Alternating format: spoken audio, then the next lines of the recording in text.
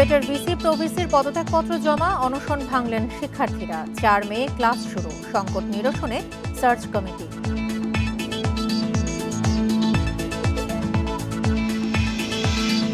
খাগড়াছড়িতে অপহরণের 9 দিন পর মুক্তি পেয়ে ফিরে এসেছে 5 শিক্ষার্থী, নিশ্চিত করেছে পাহাড়ি ছাত্র পরিষদ ও পুলিশ।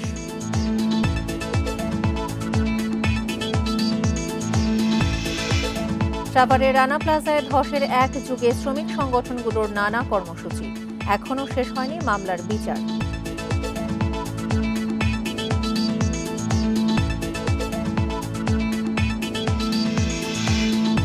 ধান চাল সংগ্রহে সিন্ডিকেট নিয়ন্ত্রণে বাজার মনিটরিংয়ের নির্দেশ খাদ্য উপদেষ্টার, অভিযোগ পেলেই ব্যবস্থা।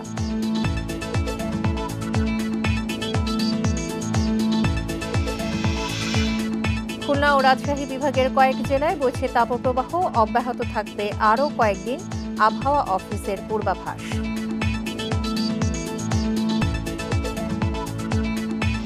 বান্ডেল থাকলে প্রতি সেনমানিতে টাকা বাঁচবে।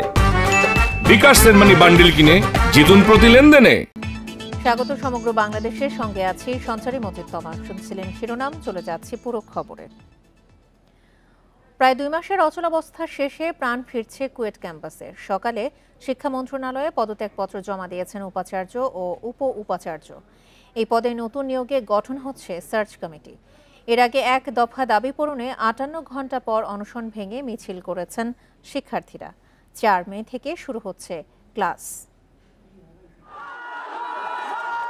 খুলনা প্রকৌশল ও প্রযুক্তি বিশ্ববিদ্যালয়ে ছাত্র রাজনীতি বন্ধের প্রশ্নে ছাত্রদের 2 গ্রুপের মধ্যে সংঘর্ষের ঘটনা ঘটে 18 ফেব্রুয়ারি।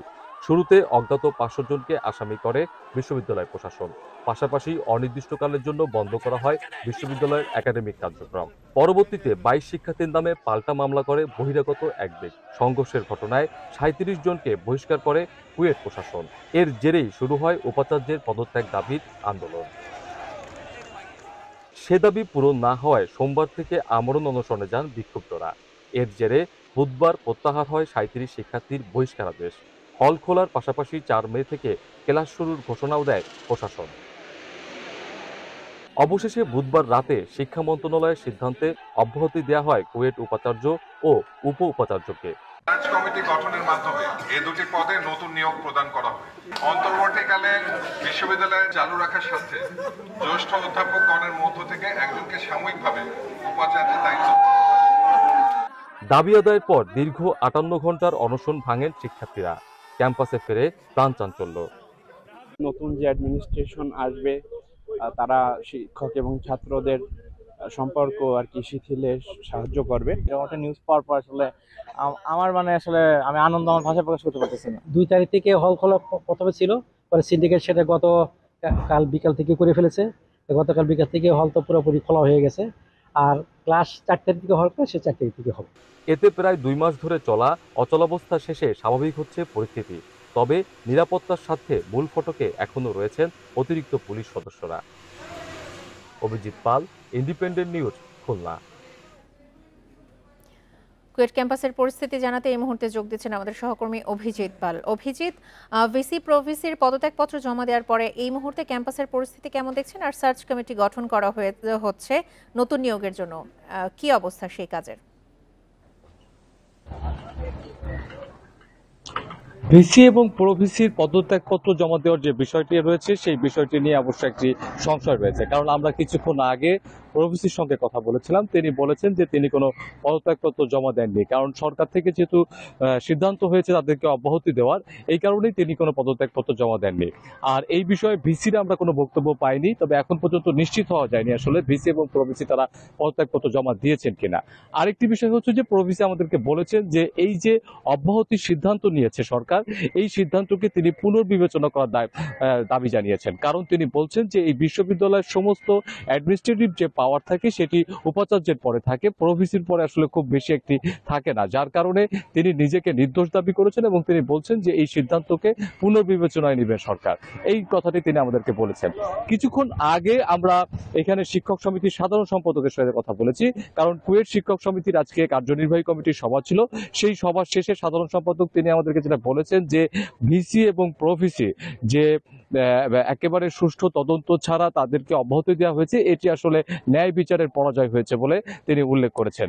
এর পাশাপাশি তিনি আরেকটি বিষয় বলেছেন যে 18 ফেব্রুয়ারি সংঘর্ষের ঘটনায় সুষ্ঠু তদন্তের জন্য শিক্ষার্থীদের যে দাবি ছিল সেই দাবির সঙ্গে তারা একমত, এবং সেই দাবির সঙ্গে তারা যেটি জানিয়েছিলেন যে এই 18 তারিখে সংঘর্ষের ঘটনায় দোষীদের বিচার না হওয়া পর্যন্ত তারা যে ক্লাসে ফিরবেন না, সেটিতে তা এখনো পর্যন্ত অব্যাহত আছে বলে তারা জানিয়েছেন। তবে তারা বলছেন যে কুয়েট প্রশাসন, কুয়েটের যে শিক্ষা কার্যক্রম এটি যাতে দ্রুত শুরু হয় সেই ব্যবস্থাটি তারা করবেন। আর গত রাতে যখন ইউজিসির তদন্ত কমিটির সদস্যরা শিক্ষার্থীদেরকে এই ভিসি এবং প্রভিসির পদ্ধতি অব্যাহতি দেওয়ার যে সিদ্ধান্তটি জানানোর পরে তারা কুয়েট শিক্ষার্থীদের অনশনরত অবস্থায় শিক্ষার্থীদেরকে তারা শরবত খাইয়ে তাদের অনশন ভঙ্গ করেন, এবং তারপরে শিক্ষার্থীরা কিন্তু বিজয় মিছিল করে, এবং আজকে বিকাল 4টার সময় বিজয় মিছিল করার কথা ছিল, হয়তো আর কিছুক্ষণ পরে তারা এই ক্যাম্পাসে বিজয় মিছিল করবে আনুষ্ঠানিকভাবে। এবং আমরা সকালবেলা যখন শিক্ষার্থীদের সাথে কথা বলেছি তারা আসলে উচ্ছ্বাস প্রকাশ করেছেন এবং তারা বলছেন যে অতি দ্রুত সময়ের মধ্যে এই ক্যাম্পাসে শিক্ষা কার্যক্রম শুরু হবে, এবং 18 তারিখের পর থেকে আজকের দিন পর্যন্ত এই 2 মাসে যে তারা যে শিক্ষা কার্যক্রমে যে ক্ষতি হয়েছে সেই ক্ষতি যাতে দ্রুত লাঘব হয় সে ব্যাপারে আসলে প্রশাসন দ্রুততর সময়ের মধ্যে সিদ্ধান্ত নেবে, এরকম আশাবাদ তারা ব্যক্ত করেছেন। এবং তার পাশাপাশি তারা আরো বলেছেন যে শিক্ষকদের সাথে তাদের কোনো দূরত্ব নেই, তারা চায় যে শিক্ষক এবং ছাত্র তারা সবাই মিলে এই ক্যাম্পাসে যে গৌরবোজ্জ্বল ছিল সেই গৌরবোজ্জ্বল সময় যেন তারা ফিরিয়ে আনতে পারে এবং শিক্ষা কার্যক্রম যেন স্বাভাবিকভাবে শুরু হয়। কুয়েট ক্যাম্পাস নিয়ে সবশেষ তথ্য জানাচ্ছিলেন সহকর্মী অভিজিৎ পাল। অপহরণের 9 দিন পর মুক্তি পেয়ে ফিরে এসেছে খাগড়াছড়ি থেকে অপহৃত চট্টগ্রাম বিশ্ববিদ্যালয়ের 5 শিক্ষার্থী। বৃহস্পতিবার বিকেলে এই বিষয়টি নিশ্চিত করেছেন পাহাড়ি ছাত্র পরিষদের কেন্দ্রীয় সভাপতি নিপন ত্রিপুরা। অপহৃত 5 শিক্ষার্থীকে মুক্তি দেয়ায় সবাইকে শুভেচ্ছা জানিয়েছে পাহাড়ি ছাত্র পরিষদের সদস্যরা। এর আগে অপহৃত শিক্ষার্থীদের উদ্ধারে সোমবার ইউপিডিএফ এর গোপন আস্তানায় অভিযান চালায় যৌথ বাহিনী। এ সময় চাঁদা আদায়ের রসিদ, ল্যাপটপ, মোবাইল, সামরিক ইউনিফর্ম সহ বিপুল পরিমাণ প্রশিক্ষণ সরঞ্জাম উদ্ধার করা হয়। বিজু উৎসব শেষে খাগড়াছড়ি থেকে চট্টগ্রামে ফেরার পথে ওই 5 শিক্ষার্থীকে অপহরণ করে দুর্বৃত্তরা।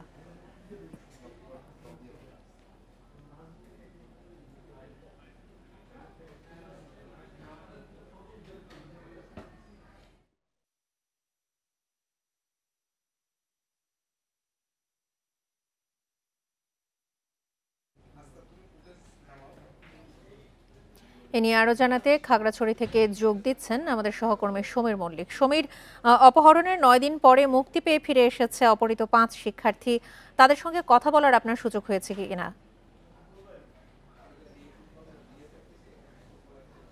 দেখুন, কিছুক্ষণ আগে কিন্তু আমরা এই স্বস্তির খবরটা পেয়েছি। প্রায় 9 দিন পরে কিন্তু বলা যায় যে পাহাড়ের যে একটা অস্বস্তির খবর ছিল গত বুধবারে, যে 5 শিক্ষার্থী আহত যারা অপহৃত হয়েছিল তারা কিন্তু আজকে ফিরে এসে চলে পাহাড়ি ছাত্র পরিষদের পক্ষ থেকে আমাদেরকে প্রেস বিজ্ঞপ্তি দেওয়া হয়েছে। পরবর্তীতে আমি পাহাড়ি ছাত্র পরিষদ যে কেন্দ্রীয় সভাপতি রয়েছেন নিপন ত্রিপুরার সাথে কথা বলেছি, তিনি আমাকে বিষয়টা নিশ্চিত করেছেন যে আসলে যে 5 জন শিক্ষার্থীকে অপহরণ করা হয়েছে খাগড়াছড়ির গিরিফুল এলাকা থেকে তাদেরকে মুক্তি দেওয়া হচ্ছে। এবং একটা বিষয় তিনি আমাকে নিশ্চিত করেছেন বা প্রেস বিজ্ঞপ্তিতে আমাদেরকে জানানো হয়েছে যে যারা অপহৃত হয়েছে তাদেরকে কিন্তু 5 জনকে একসাথে ছেড়ে দেওয়া হয়নি, তাদেরকে কয়েক দফায় কিন্তু তাদেরকে মুক্তি দেওয়া হয়েছে বলে প্রেস বিজ্ঞপ্তি এবং পাহাড়ি ছাত্র পরিষদ যিনি কেন্দ্রীয় সভাপতি রয়েছেন তিনি আমাদেরকে দাবি করেছেন। বিষয়টা নিয়ে আমি কিছুক্ষণ আগে খাগড়াছড়ি যিনি পুলিশ সুপার রয়েছে আরিফিন জুয়েল তার সাথেও কথা বলেছি, তিনিও একইভাবে আসলে স্বস্তির খবরটি জানিয়েছে যে তারা দীর্ঘ প্রায় অপহরণের পর থেকে অর্থাৎ 16 এপ্রিলের পর থেকে কিন্তু পাহাড়ের বিভিন্ন দুর্গম এলাকাগুলোতে কিন্তু অভিযান চালিয়েছে সেনাবাহিনী এবং পুলিশের উদ্যোগে শিক্ষার্থীদের উদ্ধারের জন্য। এবং এরই মধ্যে কিন্তু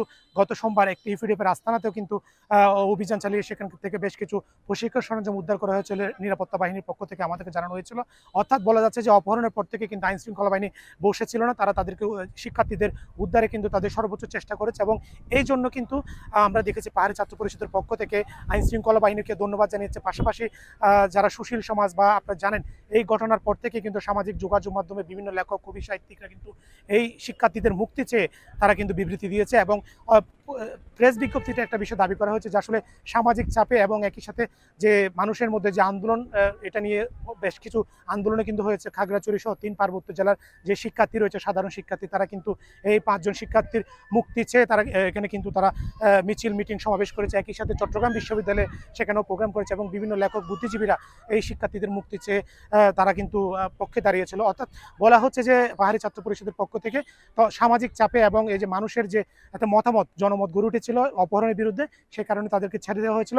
আপনি জানেন শুরু থেকে কিন্তু পাহাড়ি ছাত্র পরিষদের পক্ষ থেকে এই ঘটনার জন্য ইউনাইটেড পিপলস ডেমোক্রেটিক ফ্রন্ট অর্থাৎ প্রসিদ্ধ কিষাণ নেতৃত্বাধীন যে ইউপিডিএফ তাদেরকে দায়ী করা হচ্ছে, যদিও সংগঠনটির পক্ষ থেকে এই অভিযোগটি অস্বীকার করা হয়েছে। কিন্তু আমরা এই ঘটনার পর থেকে কিন্তু আমরা যারা গণমাধ্যম কর্মীরা রয়েছে তারা কিন্তু প্রতিদিনে এই ঘটনাটা আমরা ফলো আপ করার চেষ্টা করেছি। আসলে এটা প্রতিদিনে আমরা এটার আপডেট দেওয়া জানানোর চেষ্টা করেছি আসলে কি হচ্ছে, কারণ এইটি নিয়ে পুরো দেশের মধ্যে দেশের মানুষ কিন্তু উদ্বিগ্ন অবস্থার মধ্যে ছিল। এবং এই আজকে সেই উদ্বিগ্নতার অবসান হয়েছে এবং অনেকটা স্বস্তি ফিরে এসেছে। এবং এখানে পাহাড়ি ছাত্র পরিষদের পক্ষ থেকে যে বিষয়টি দাবি করা হয়েছে যে 5 জন শিক্ষার্থীকে অপহরণ করা হয়েছিল, অর্থাৎ এর মধ্যে একজন ছিল যিনি পাহাড়ি ছাত্র পরিষদের সাথে সরাসরি রাজনীতির সাথে জড়িত, অর্থাৎ পাহাড়ি ছাত্র পরিষদের চট্টগ্রাম বিশ্ববিদ্যালয়ের শাখা সদস্য রিশন চাকমা। অন্য যে 4 জন রয়েছে অর্থাৎ অলড্রিন ত্রিপুরা, লংগ্রিম রো যার বাড়ি বান্দরবানে, একই সাথে এখানে দিব্যি চাকমা এবং আরেকজন মৈত্রীময় চাকমা যারা রয়েছেন তাদের প্রত্যেকের বাড়ি কিন্তু রাঙামাটি। তারা মূলত রাঙামাটির বাঘাইছড়িতে তারা বিজু উৎসব পালনের জন্য সেখানে গিয়েছিল এবং দুর্ভাগ্যবশত তারা খাগড়াছড়ি থেকে সেদিন চট্টগ্রাম যাওয়ার জন্য কোনো বাসের টিকিট তারা পায়নি। পরবর্তীতে সেদিন তারা খাগড়াছড়ি জেলা সদরের খুকিচড়া এলাকাতে তারা রাত যাপন করেছে। পরদিন সকালে যখন তারা চট্টগ্রাম বিশ্ববিদ্যালয়ে ফিরে যাওয়ার জন্য সকাল 7টার বাস ধরার জন্য তারা যাচ্ছিল, তখন তাদেরকে কিন্তু গিরিফুল এলাকা থেকে জোরপূর্বক তুলে নেওয়া হয়। এখন পর্যন্ত আসলে তাদেরকে কিভাবে এই 9 দিন তাদের উপর আসলে কি ধরনের নির্যাতন নিপীড়ন হয়েছে বা তারা কোনো ধরনের নির্যাতন নিপীড়নের মুখে পড়েছে কিনা সেই বিষয়টা আসলে আমাদের জানার সুযোগ হয়নি। কারণ পাহাড়ি ছাত্র পরিষদের পক্ষ থেকে একটা বিষয় বলা হয়েছে, তারা আসলে কোথায় কখন কিভাবে ছেড়েছে সেটা বলছে না, তবে তারা শুধু নিশ্চিত করেছে যে 5 জন শিক্ষার্থী অবৈধ হয়েছে, তাদেরকে মুক্তি দেওয়া হয়েছে। খাগড়াছড়ি থেকে সবশেষ তথ্য নিয়ে জানাচ্ছিলেন সহকর্মী সমীর মল্লিক। এক যুগ পার হলেও শেষ হয়নি সাভারের রানা প্লাজা ধসে সহস্রাধিক শ্রমিক হত্যা মামলার বিচার। দিবসটি উপলক্ষে ভবনটির স্থানে নানা কর্মসূচি পালন করছে বিভিন্ন সংগঠন এবং হতাহত শ্রমিকদের স্বজনেরা। অস্থায়ী বেদিতে শ্রদ্ধা জানিয়ে নিহতদের স্মরণ করেন সবাই।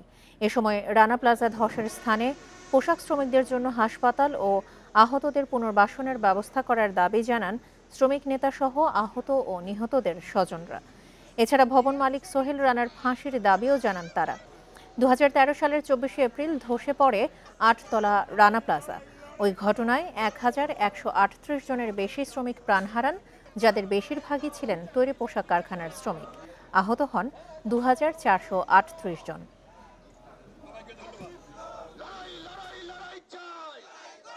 এখন তো কোনো গার্মেন্টসে যাই তাকে আমাকে নিতে চায় না, আমাদের গার্মেন্টসে তোমার পাবা না, এটা সেটাও মুক্ত মুখ। মানুষে বলে যে আপনি এখনো টাকা পায়, আপনি পান না। আমার সন্তানই যখন হারিয়ে গেছে গা, সন্তানই যখন আর পাই না, টাকা দিয়ে কি করুন। আমরা মনে করছি নামমাত্র ক্ষতিপূরণ দেওয়া হয়েছে এবং দেশি বিদেশি যে সমস্ত অর্থ সাহায্য আসছে সেগুলো সমভাবে বন্টন করা হয় নাই। আমরা অন্তর্বর্তীকালীন সরকারের কাছে সোহেল রানার ফাঁসি সহ দায়ী ব্যক্তিদের সর্বোচ্চ শাস্তি নিশ্চিত করার দাবিতে আজকে আমরা 24শে এপ্রিলকে আমরা গার্মেন্টস শ্রমিক শোক দিবসে ঘোষণার দাবি জানাচ্ছি। খাদ্য ভূমি উপদেষ্টা আলী ইমাম মজুমদার বলেছেন, ধান চাল ক্রয়ে মধ্যস্বত্বভোগী সিন্ডিকেট নিয়ন্ত্রণে বাজার মনিটরিং করা হবে, অভিযোগ পেলে ব্যবস্থা নেওয়া হবে। দুপুরে সুনামগঞ্জের শান্তিগঞ্জ উপজেলায় খাদ্য গুদামে সরকারিভাবে ধান সংগ্রহ কার্যক্রমের উদ্বোধন শেষে এই মন্তব্য করেন তিনি। বলেন, কৃষকদের ন্যায্য মূল্য দিতে সরকার ধানের মূল্য নির্ধারণ করেছে। কোনো ধরনের ভোগান্তি ছাড়া কৃষকরা যাতে ধান বিক্রি করতে পারেন, সেক্ষেত্রে খাদ্য বিভাগের সর্বোচ্চ নজরদারি থাকবে। এবার সুনামগঞ্জে সরকারিভাবে ধান সংগ্রহের লক্ষ্যমাত্রা নির্ধারণ করা হয়েছে 14,645 মেট্রিক টন। 36 টাকা কেজি দরে 1,440 টাকা মন ধান সরাসরি কৃষকদের কাছ থেকে ক্রয় করবে সরকার।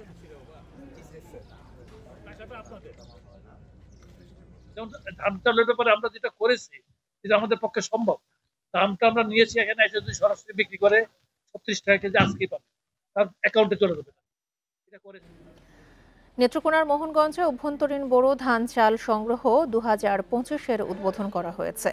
সকালে মোহনগঞ্জ উপজেলা এলসিডি খাদ্য গুদামে প্রধান অতিথি হিসেবে বোরো ধান চাল সংগ্রহের উদ্বোধন করেন খাদ্য অধিদপ্তরের মহাপরিচালক মোহাম্মদ আবুল হাসনাত হুমায়ুন কবির। নেত্রকোনা জেলার 10 উপজেলায় 31শে অগাস্ট পর্যন্ত মোট বোরো ধান সংগ্রহ করা হবে 13,432 মেট্রিক টন এবং চাল সংগ্রহ করা হবে 61,161 মেট্রিক টন। এদিকে কিশোরগঞ্জে বোরো ধান সংগ্রহ উদ্বোধন করা হয়। এ সময় মিঠামইন উপজেলার বোরো চাষিরা উপস্থিত ছিলেন। চলতি মৌসুমে ৩৬ টাকা কেজি দরে জেলার বড় চাষিদের কাছ থেকে ১২,৪৮৯ মেট্রিক টন ধান সংগ্রহ করবে সরকারের খাদ্য বিভাগ।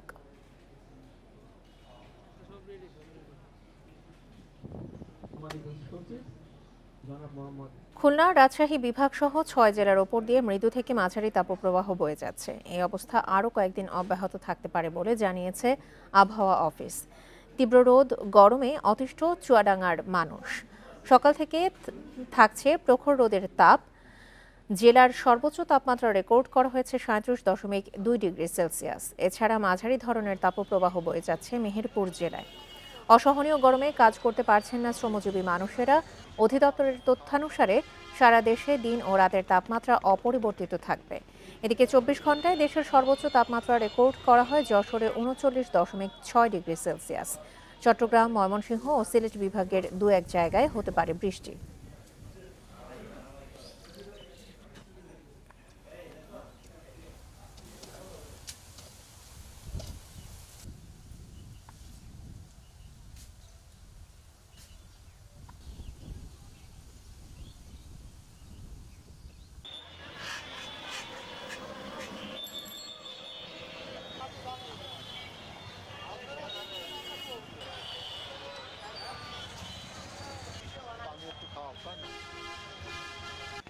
খুব জোর গরমে থাকা আছে, 12টা পর্যন্ত থাকছি। এখন গেরোতে আমাদের 12, 1টা, 2টো না বাজলে তো আমাদের ছেড়ে দিতে না, তাও কষ্টমর করে কাজ করছি। চুয়াডাঙ্গাতে গরমের প্রভাব এত বেশি যে আমাদের আসলে মানে কিভাবে যে উদ্ধার পাবো কিছুই বুঝতে পারছি না। তাপপ্রবাহ নিয়ে আরো জানাতে চুয়াডাঙ্গা থেকে যোগ দিচ্ছেন সহকর্মী মানিক আকবর। মানিক, আজকে ৩৭.২ ডিগ্রি সেলসিয়াস তাপমাত্রা রেকর্ড করা হয়েছে চুয়াডাঙ্গায়। খেটে খাওয়া মানুষের কি অবস্থা আর কৃষকরা কি বলছেন ফসল নিয়ে?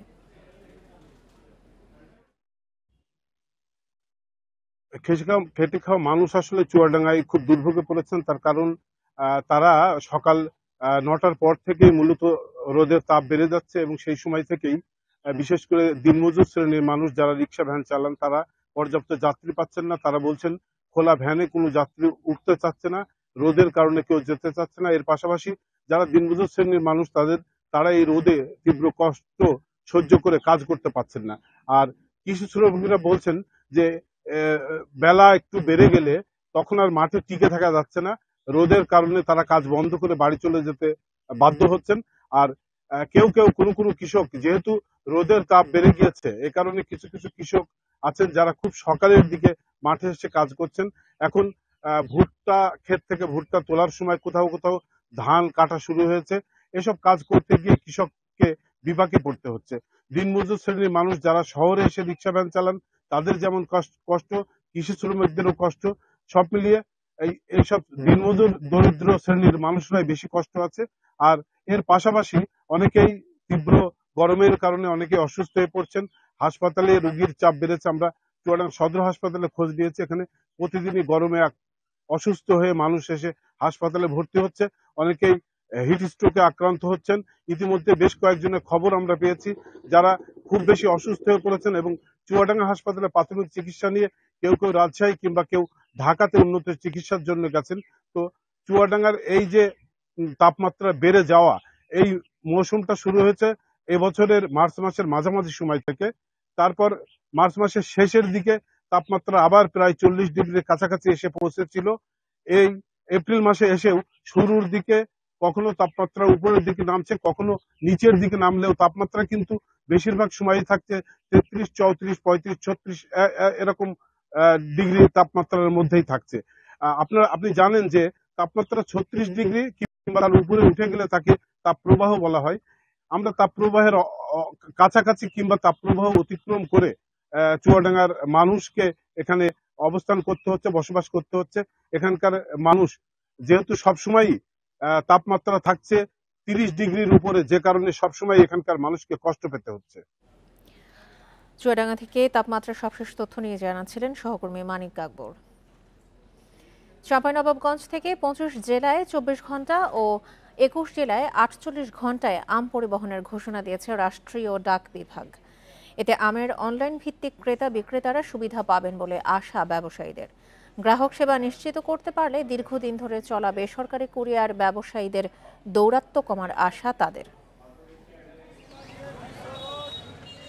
চাঁপাইনবাবগঞ্জ থেকে দ্রুত সময়ের মধ্যে দেশের বিভিন্ন জেলায় আম পরিবহনের কার্যক্রম শুরু করছে ডাক বিভাগ।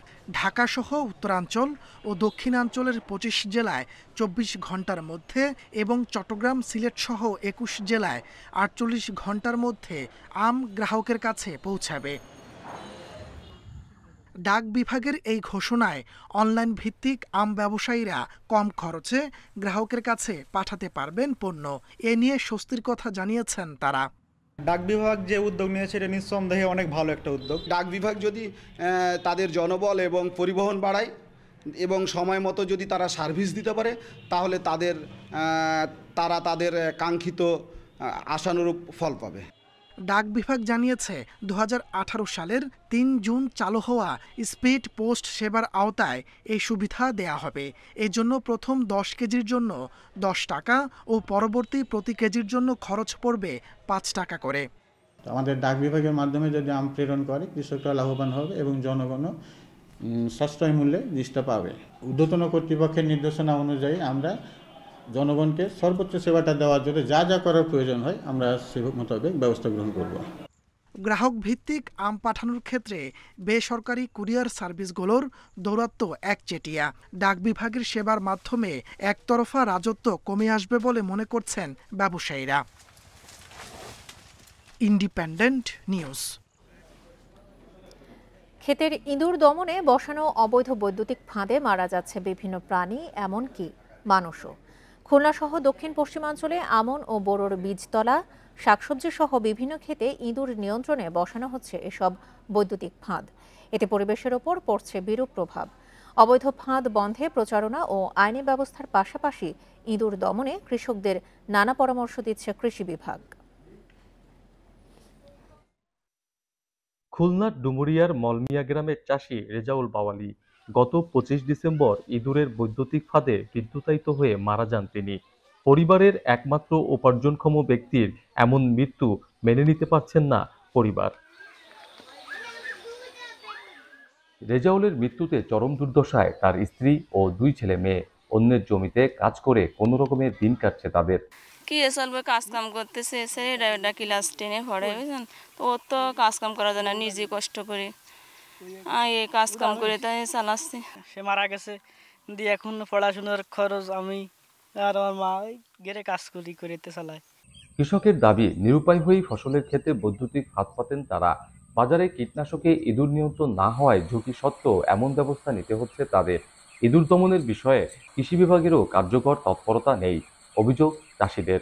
বৈদ্যুতিক ফাঁদ না দেওয়ার জন্য কোনো কৃষিকাজের কোনো অফিসাররা আসে না যে এই বাদ দিয়ে এই পদ্ধতি করো, এ করো, তা করো, ওরা কোনো সময় আসেনি। সড়কের বৈদ্যুতিক লাইনের খুঁটি থেকে লাইন টেনে ক্ষেতের চারপাশে তার পেঁচিয়ে তৈরি করা হয় ফাঁদ।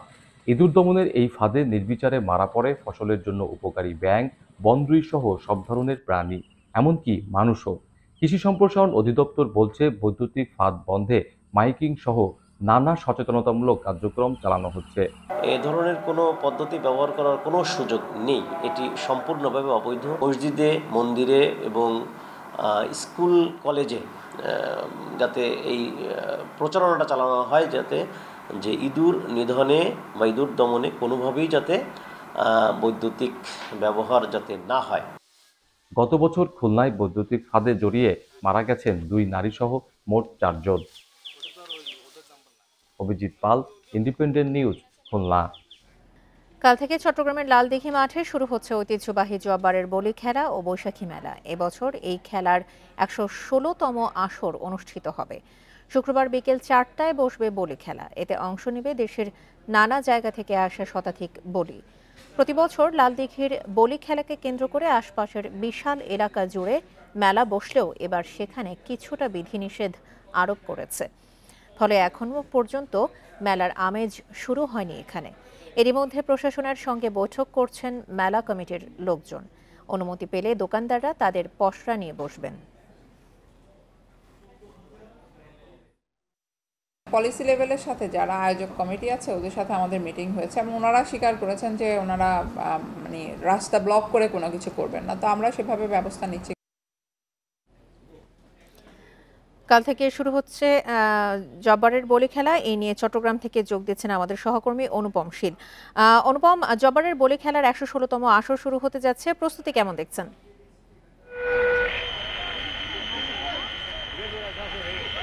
প্রায় ১০০ বছরের বেশি পুরনো এই জব্বারের বলি খেলা এবং এখানকার যে বৈশাখী মেলা তার যে ঐতিহ্য এবার কিছুটা ভাটা পড়েছে।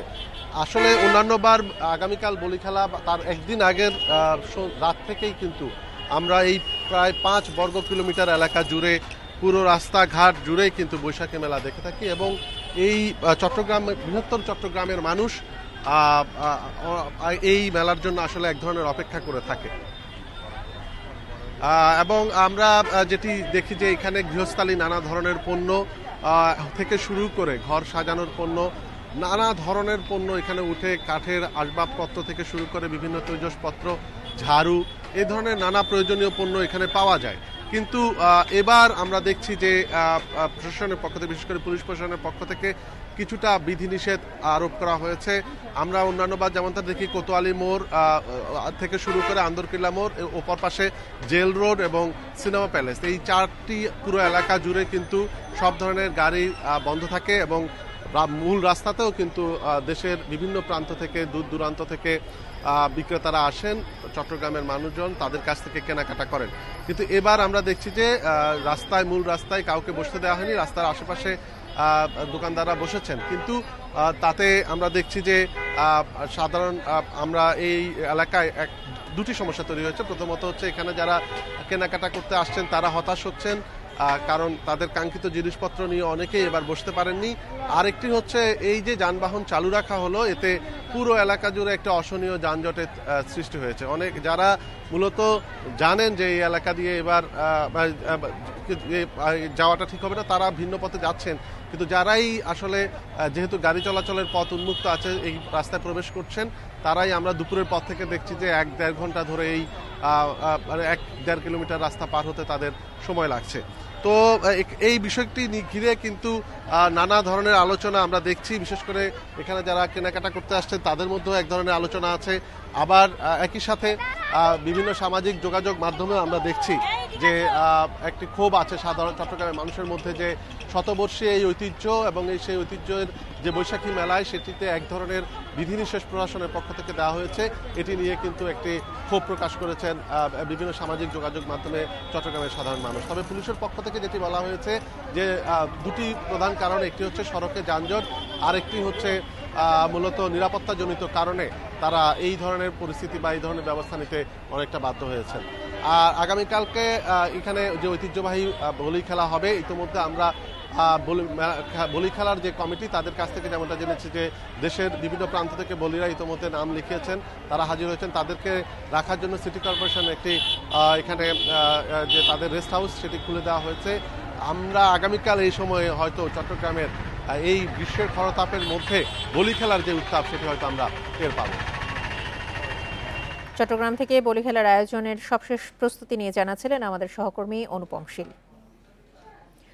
নাটোরের সিংড়ায় এক যুবকের 2 হাত কবজি থেকে বিচ্ছিন্ন করেছে দুর্বৃত্তরা। সকালে উপজেলার হাতিয়ানদহ এলাকায় এই ঘটনা ঘটে। পুলিশ ও স্থানীয়রা জানায়, পেশায় রাজমিস্ত্রি যুবক ইসরাফিল সকালে কাজে যাচ্ছিল। এ সময় দুর্বৃত্তরা তার 2 হাতের কবজি থেকে বিচ্ছিন্ন করে পালিয়ে যায়। পরে তার চিৎকার শুনে এগিয়ে আসে স্থানীয়রা, গুরুতর অবস্থায় উদ্ধার করে ভর্তি করে সদর হাসপাতালে। পরে উন্নত চিকিৎসার জন্য রাজশাহী মেডিকেলে পাঠানো হয়। বড় ভাইয়ের সঙ্গে বিরোধের জেরে এই ঘটনা হতে পারে বলে ধারণা পুলিশের। তদন্ত করে ব্যবস্থার আশ্বাস আইনশৃঙ্খলা বাহিনীর।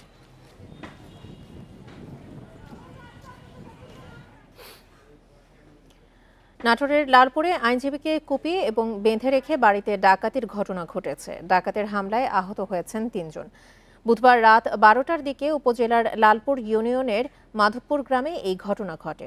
পুলিশ জানায়, গতরাতে 8 থেকে 10 জন ডাকাত বাড়ির পেছনের গেট ভেঙে ভেতরে প্রবেশ করে। পরে ডাকাত সদস্যরা সাধন কুমার দাসের ঘরের ভেতরে ঢুকে ধারালো অস্ত্র দিয়ে কুপিয়ে বেঁধে রাখে। আলমারি ভেঙে স্বর্ণালংকার ও টাকা লুট করে নেওয়ার সময় তিনি চিৎকার দেন। এ সময় সুমি দাস ও তার ভাতিজা রিপন দাস এগিয়ে এলে তাদের হামলা করে পালিয়ে যায় ডাকাতরা। পরে প্রতিবেশীরা এগিয়ে এসে আহত অবস্থায় তাদের উদ্ধার করে হাসপাতালে ভর্তি করেন।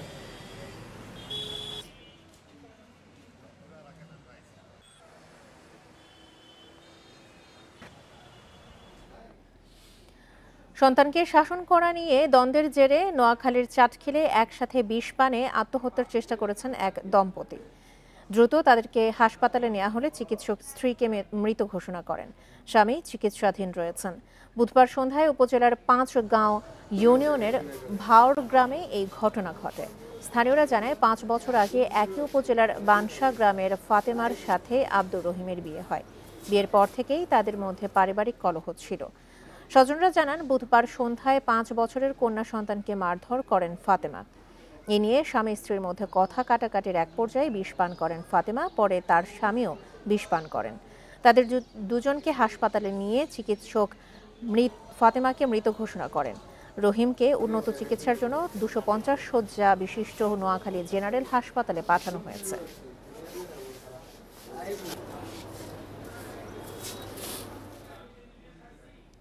মাদারীপুরের শিবচরে একটি জঙ্গলের পাশ থেকে কামরুজ্জামান নামে এক যুবকের গলাকাটা মরদেহ উদ্ধার করেছে পুলিশ। সকাল ১১টার দিকে উপজেলার কাদিরপুর ইউনিয়নের ব্রিজ এলাকায় এই ঘটনা ঘটে। সকালে জঙ্গলের পাশে মরদেহটি পড়ে থাকতে দেখে স্থানীয়রা পুলিশে খবর দেয়। ঘটনাস্থলে গিয়ে মরদেহ উদ্ধার করে পুলিশ। পরে ময়নাতদন্তের জন্য মরদেহ জেলা সদর হাসপাতালের মর্গে পাঠানো হয়। এদিকে হত্যার রহস্য উদ্ঘাটনে কাজ করছে বলে জানিয়েছে পুলিশ।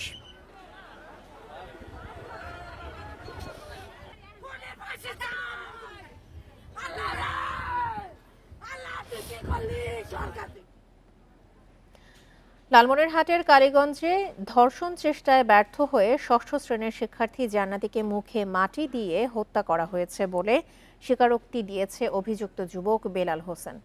দুপুরে কালীগঞ্জে এক সংবাদ সম্মেলনে কথা জানিয়েছেন থানার ভারপ্রাপ্ত কর্মকর্তা সেলিম মালিক। বলেন, বৃহস্পতিবার সন্ধ্যায় জান্নাতী বেগমকে বাড়িতে একা পেয়ে ভুট্টা খেতে নিয়ে যায় বেলাল। পরে ধর্ষণ চেষ্টায় ব্যর্থ হয়ে তাকে মুখে মাটি দিয়ে হত্যা করে সে। শুক্রবার থানায় হত্যা মামলা হলে গ্রেপ্তার হয় বেলাল হোসেন। পরে পুলিশের রিমান্ডে হত্যার দায় স্বীকার করে বেলাল।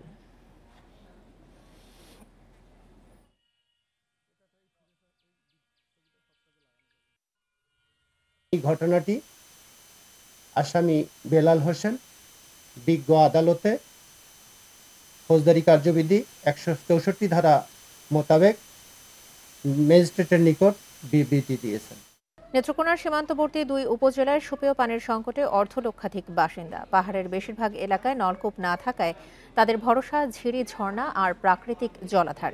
এতে অনেক রোগে আক্রান্ত হচ্ছেন স্থানীয়রা। সমস্যা সমাধানে বেশ কিছু নলকূপ বসানোর প্রকল্প অনুমোদনের অপেক্ষায়, জানিয়েছে জনস্বাস্থ্য প্রকৌশল বিভাগ। পাহাড় ও টিলা অধ্যুষিত দুর্গাপুর এবং কলমাকান্দায় গারো, হাজং, বানাই, বাঙালি মিলিয়ে ৫ লাখ মানুষের বাস। এর মধ্যে পাহাড়ি এলাকায় বাস করা অর্ধলক্ষাধিক মানুষ সুপেয় পানির সংকটে। স্থানীয়রা বলছেন, পাহাড়ের বেশিরভাগ স্থানে সুপেয় পানির জন্য নলকূপ নেই। খাবার ও গৃহস্থালী কাজের জন্য দীর্ঘ পথ হেঁটে পানি নিতে হয় ঝিরি, ঝর্ণা থেকে। অনেক সময় নেমে আসে দূষিত পানীয়। শুকনো মৌসুমে সংকট পৌঁছায় চরমে। আমাদের যে গ্রামের যে লোকজন আছে তারা দেখা যায় খালের পানি আইনা খায়। এটা আমাদের জন্য স্বাস্থ্যসম্মত না। নদীর পানি গাতা করে খাই, গর্ত করি, ছাকিয়া খাই। আর বাইরে উঠে হই, নামতে হই, অনেক কষ্ট হয়ে যায় পানির জন্য। জনস্বাস্থ্য প্রকৌশল অধিদপ্তরের কর্মকর্তারা বলছেন, সমস্যা সমাধানে ১৬২টি রিং অয়েল ও ৩৭৮টি সাবমার্সিবল গভীর নলকূপ স্থাপনের চাহিদা পাঠানো হয়েছে। অনুমোদনের পর শুরু হবে কাজ। আমরা ইতিমধ্যে এই গভীর নলকূপের প্রস্তাবনা উদ্বোধন কর্তৃপক্ষের কাছে চিঠি আকারে পাঠিয়েছি এবং একটি প্রকল্প প্রস্তাব করেছি। উদ্বোধন কর্তৃপক্ষ এগুলো বিবেচনা করে আশা করছি সমস্যা সমাধানের জন্য যথাযথ ব্যবস্থা নেবেন। শুধু আশ্বাস নয়, বছরের পর বছর ধরে চলা এই সংকটের স্থায়ী সমাধান চান ভুক্তভোগীরা। Independent news. এ ছিল সমগ্র বাংলাদেশে আমন্ত্রণ পরের আয়োজনে।